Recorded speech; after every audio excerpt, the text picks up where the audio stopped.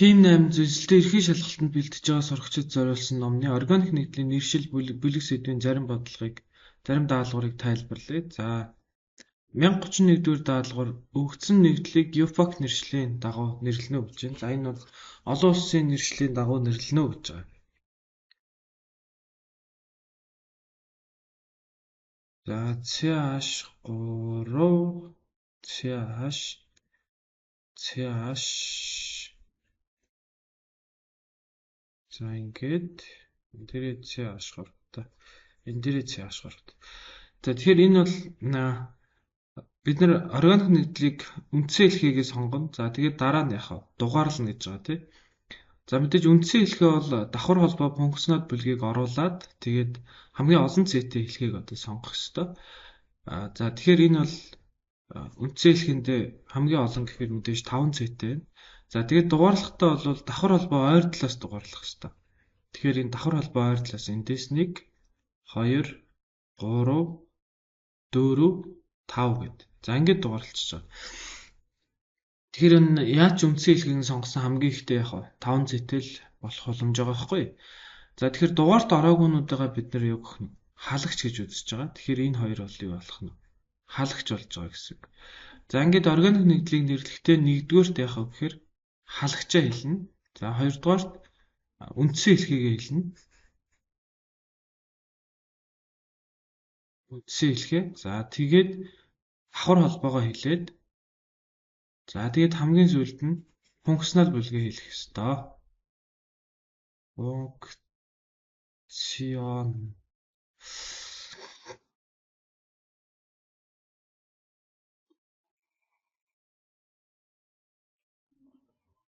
Функционал бүлэг гээ хэлэх ёстой. Давхар холбоо. За, ийм дараалалаар нэрлэнэ. За, тэгэхээр 2 болон бидний нэгдэл 2 болон 4-р зэд дээрээ 2 ширхэг метилтэй. Тэгэхээр 2 байгаа учраас D метил гэх юм шүү дээ. Өөрөөр хэлбэл 2 дээрээ метилтэй бас яг 4 дээрээ метилтэй л гэж хэлж байгаа. За, тэгээ үндсэн хэлхийн 5 зэтэй учраас бид нэр 5 зэтэй үндсэн хэлхийг пинт гэнэ. За, ингээд 2-р зэд дээрээ 2-ын холбоо буюу ентэй гэдэг. Ингээд нэрлэж байна. 2 4 D метил пинт 2 ингээд.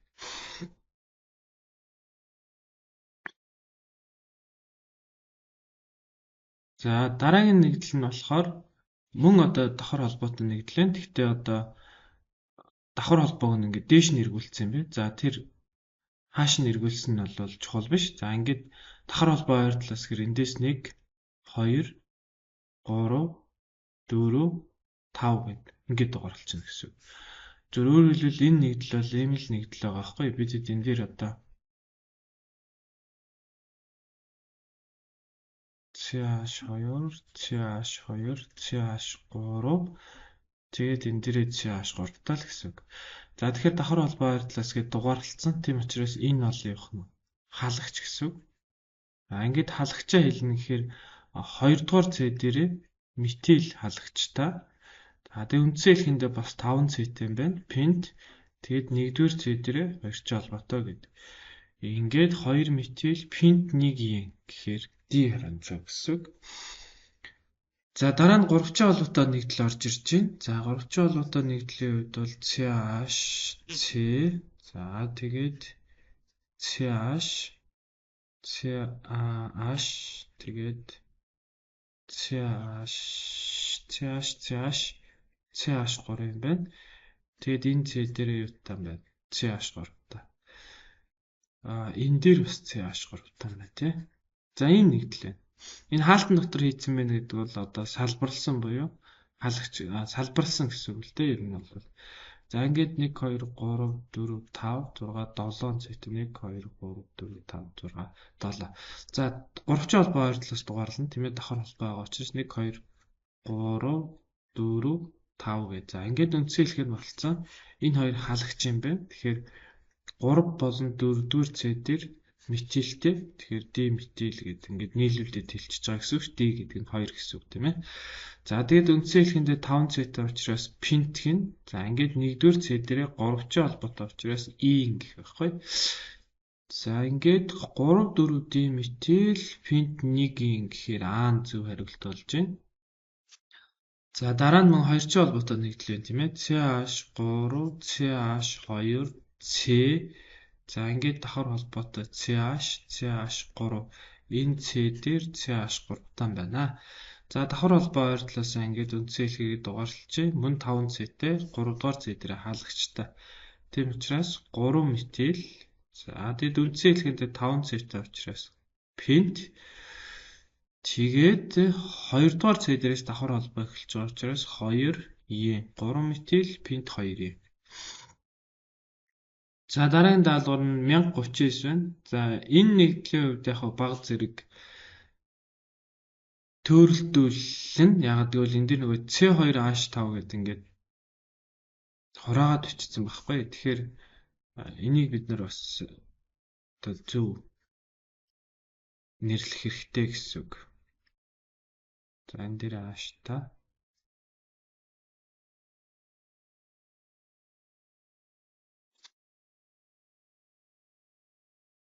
CH, CH тэгээд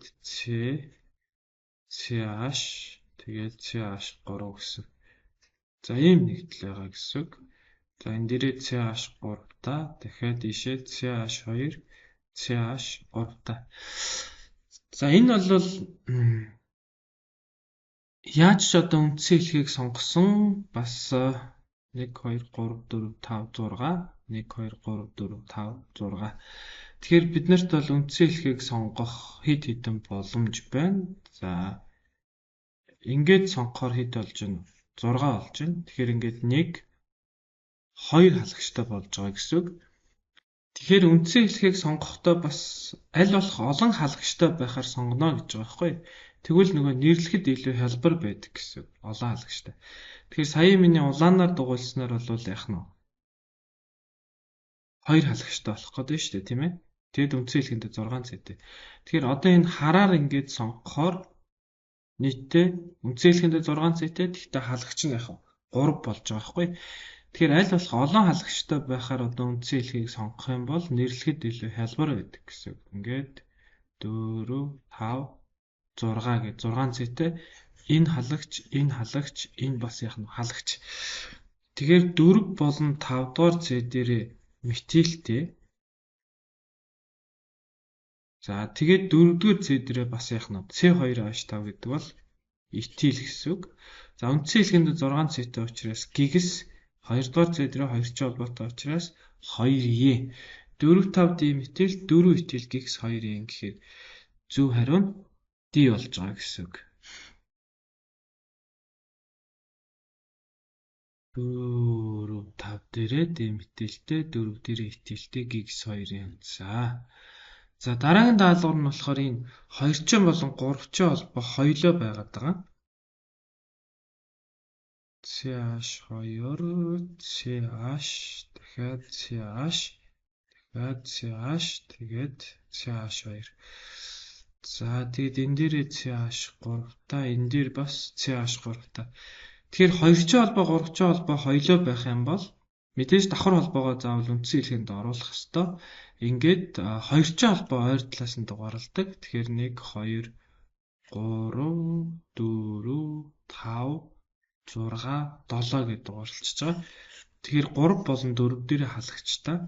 3 болон 4 дээрээ метил халагчтай байна. CH3 гэдэг бол метил гэсэн үг.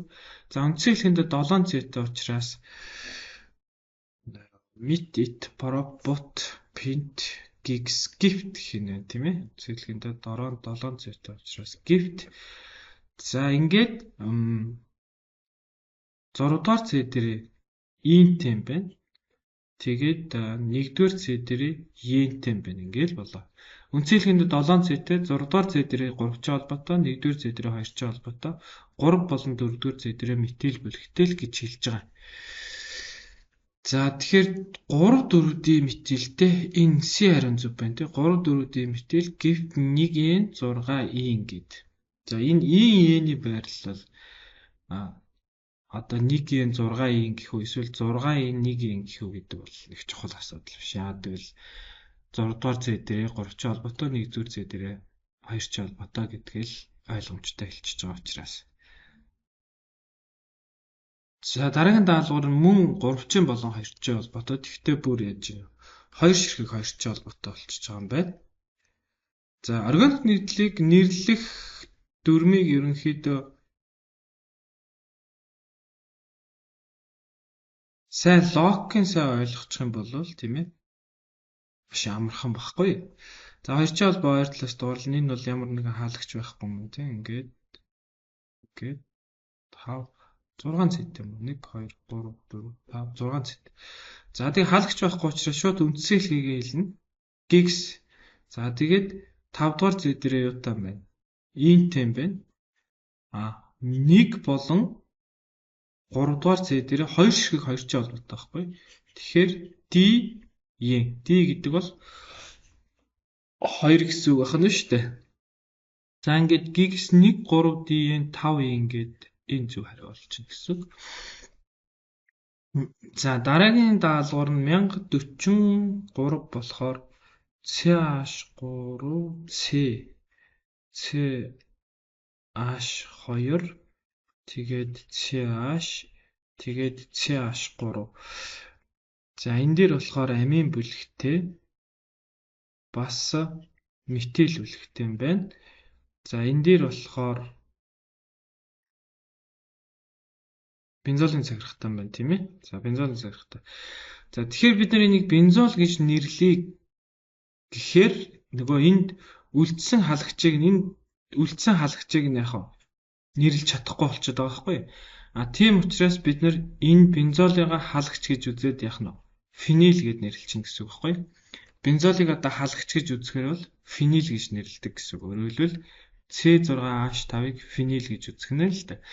За ингээд үндсэн хэлхийгээ энэ амийн функционал бүлэг байгаа учраас функционал бүлэг ойр талаас нь ингээд дугаарлана.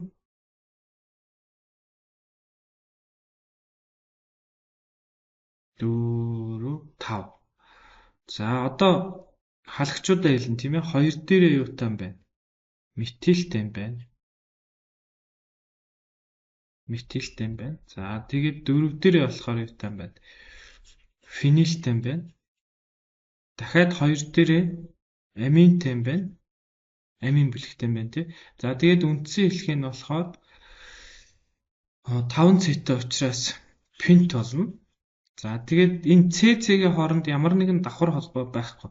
Үндсэн хэлхийний CC-ийн хооронд давхар холбоо байхгүй учраас аам болж байгаа байхгүй.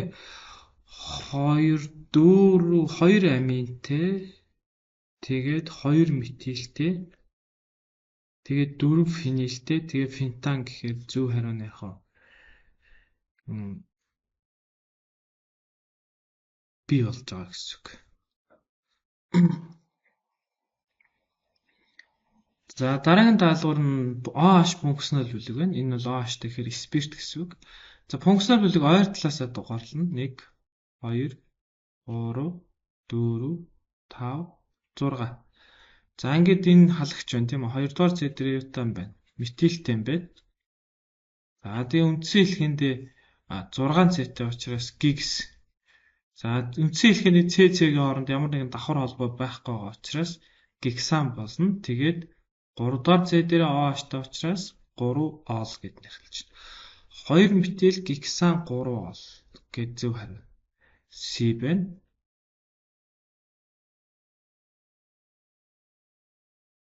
За 1047 нь болохоор хэд хэдэн функционал бүлэгтэй юм бэ? За энд холоортой байна, энд OH байна, энд бас яах нь OH байна. За тэгэхээр холоортой талаас дугаарлах уу, OH талаас дугаарлах уу гэдэг асуудал байна. Тэгэхээр OH нь бол ахмад бүлэг болно. Тэгээд 1 2 3 гэд дугаарлалчихна. Тэгэхээр үндсэн хэлхэндээ 3 цэтэй. За тэгэхээр бид нэр OH функционал бүлэг гэж үзэж байгаа учраас холоорыг халагч гэж үзнэ. Энэ бол халагч юм аа. За тэгэхээр 3 дугаар зэт дээр юутай юм байна? Халагчтай холоортой юм байна. Тэгэхээр холоороо гэж үждэг. Холоороо бром аяада фторо гэж үждэг. За үндсэн хэлхэндээ 3 цэтэй учраас проп болно. За тэгээд CC-ийн хооронд ямар нэгэн давхар холбоо байхгүй учраас пропан болоод тэгээд 1 болон 2 дугаар зэт дээр 2 ширхэг OH та. Тийм учраас 1 2 диол гэж нэрлэнэ. 3 холоороо энэ хэсэг нөрөгцсөн байна те. 3 холоороо пропан 1 2 диол. За дараагийн нэгдэл нь болохоор бас хэд хэдэн функционал бүлэгтэй болоо явчлаа шүү. CH3 CH. За энэ кетон бүлэг байна. За тэгээд CH3. За энэ дээр CH2 CH3 байгаа байна. Тэгээд энэ дээр болохоор OH тань байна. За тэгэхээр OH энэ хоёр үг нь хоёулаа функционал бүлэг. Гэхдээ яах нь вэ? Кетон бүлэг нь бол ахмад бүлэг байж байгаа. Ахмад бүлэг. За тэгэхээр бид нар кетон бүлгээ одоо ахмад бүлэг учраас функционал бүлэг гэж үзнэ. Тэгэхээр OH-ыг бид нар юу гэх нь халагч гэж үзнэ. За ингээд үндсэн хэлхээгээ сонгохоор 6 цэтэй энэ хэлхээ бол үндсэн хэлхээ болно гэсэн үг. Илүү олон цэтэй учраас тийм ээ. За тэгээд функционал бүлэг ойр талаас гэхээр эндээс 1 2 3 4 5 6 гэдэг дугаарлалчна. За энэ халагч байна. Тэгэхээр 4 дээрээ метилтэй юм байна. Бас 2 дээрээ ютан байна. Гидрокси бүлэгтэй юм байна. OH бүлэгтэй юм байна шүү дээ. Гидрокси бүлэгтэй. За ингэж халагчуудаа хэлсэн. Үндсэн хэлхэндээ 6 цэтэй. Тийм учраас гигс CC-гийн оронд давхар холбоо байх учраас гигсан 3 дугаар C дээрээ онто. Кетон учраас он гэж. 4 метил 2 гидрокси тэгээд гиксан 3 он гэдэг хэлж байна. Хоёр функционал буюу хэд хэдэн функционал бүлэг байх юм бол хамгийн ахмад бүлгээ одоо төгсгөлд нь хэлнэ гэсэн үг байхгүй. Тэгээд бусад бүлгүүдэд халагч гэд нэрлэж гэнэ шүү дээ.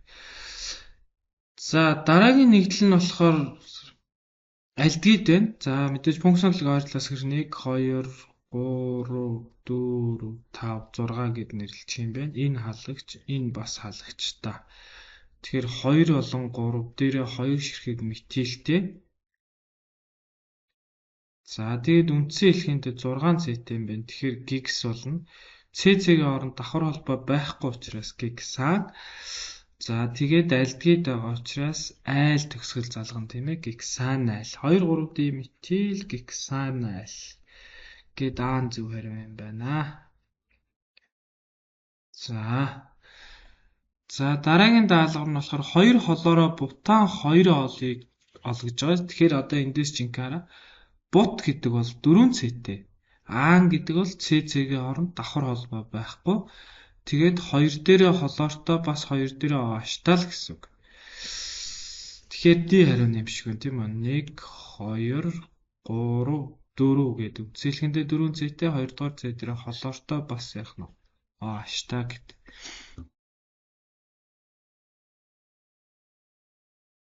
За дараагийн нэгдэл нь бас кетон юм байна тийм ээ. Кетон бүлэгтэй функционал ойр талаас 1 2 3 4 гэд 3 3 диметил. За 3 диметил. 3 дээрээ 2 ширхэг метилтэй юм байна шүү дээ. Тэгээд үндсэн хэлхийдээ 4 цэтэй учраас бут болно. CC-гийн оронд давхар холбоо байхгүй учраас бутан. Тэгээд 2 дугаар C дээрээ онто гэд ингэж нэрлэж байна. 3 3 диметил бутан 2 он. За дараагийнх нь 2 метил бутан 2 олын томьёог сонгох юм байна. Бут гэдэг бол 4 цэтэй. Тэгээд холбоосон томьёог сонгох юм байна шүү. Тэгээд 4 цэтэй.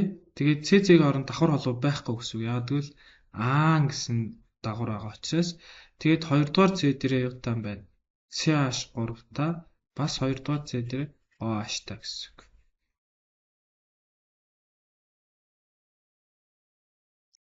За ингээд 2 метил бутан 2 ол гэсэн учраас B хариу зөв болно.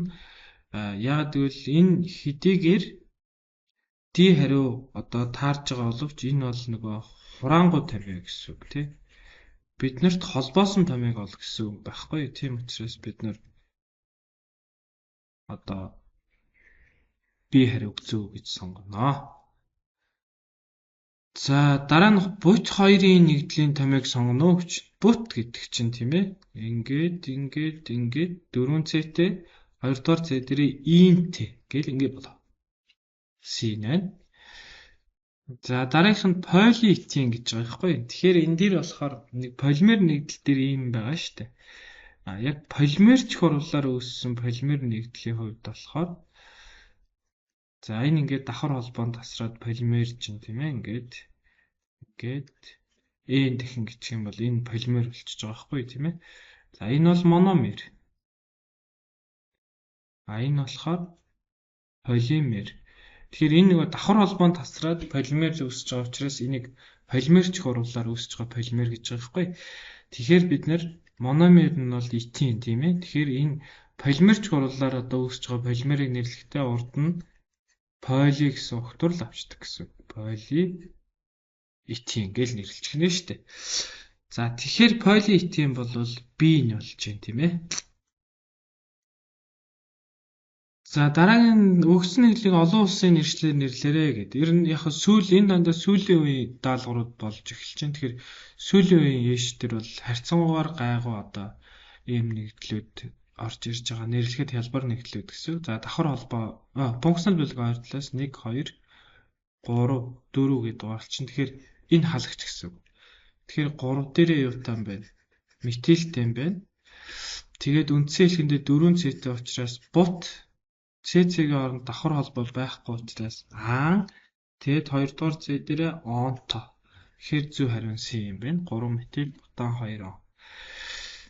За дараагийн даалгавар нь бас хоёрчийн холбоотой нэгдэл байна тий. Тэгэхээр за одоо энэ нэгдлийн хувьд болохоор нэг юм асуудал байна. 1 2 3 4 5 гэд нэрлэж байгаа. За 5 гэд дугаарлаж байгаа байхгүй. Тэгэхээр за энэ угаасаа ингэж л дугаарлах юм. Яг тэгвэл нөгөө хоёрчийн холбоо хоёр талаас гэхэр шууд ингээд 1 2 гэд. Нөгөө талаас нь дугаарлахаар за нөгөө талаас нь би улаанаар дугаарлаа тийм ээ. Тэгэхээр 1 2 3 гэд 3 дээр хоёрчийн холбоо ирэх гээд байгаа байхгүй. Тийм учраас давхар холбоо хоёр талаас гэхээр хараар дугаарлсан зөв гэсэн. За тэгэхээр 4-р C дээр 4 диметилтэй.